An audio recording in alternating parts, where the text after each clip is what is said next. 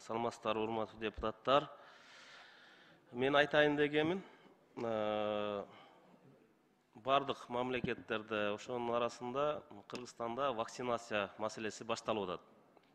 29 мартта баштайбыз деп турасыздар да. Мен ошону айтайын дедим элем.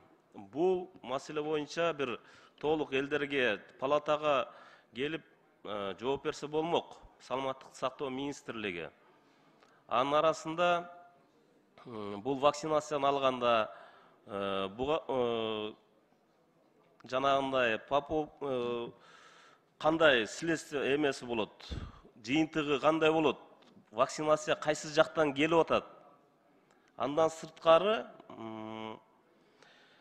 буну биз көрүп атабыз да, интернеттерден же болбосо угуп атабыз бардык жерден. Башка өлкөлөрдө алганда адамдардын ден соолугу начарлап, керек болсо өтө катуу начарлап, өлгөнгө чейин барып аткандарын да көрүп жатабыз да.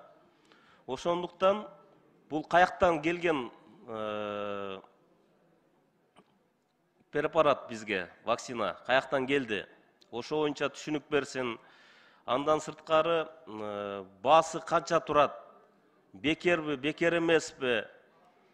Андан сырткары ушуну вакцинацияны алып атканда эң биринчи мен айтат элем, саламаттык сактоо министрлиги өзүңүздөр түз эфирден, прямой эфирден өздөрү баштаса вакцинацияны алганы.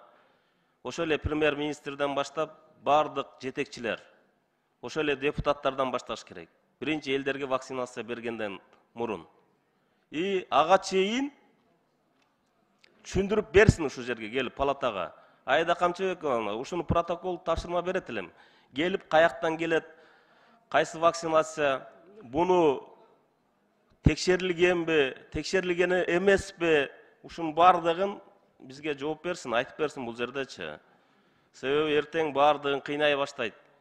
Ким албаса жумушка келбейт, же болбосо учпайт, же болбосо жана башка көп нерселерди айта баштайт да. Ошондуктан вакцинацияны эң биринчи саламаттык сактоо министринен, премьер-министрден, вице-лерден, жана башка министрлерден баштайлы, депутаттардан, анан элдерге. Бекер сайганга карашсын. Рахмат.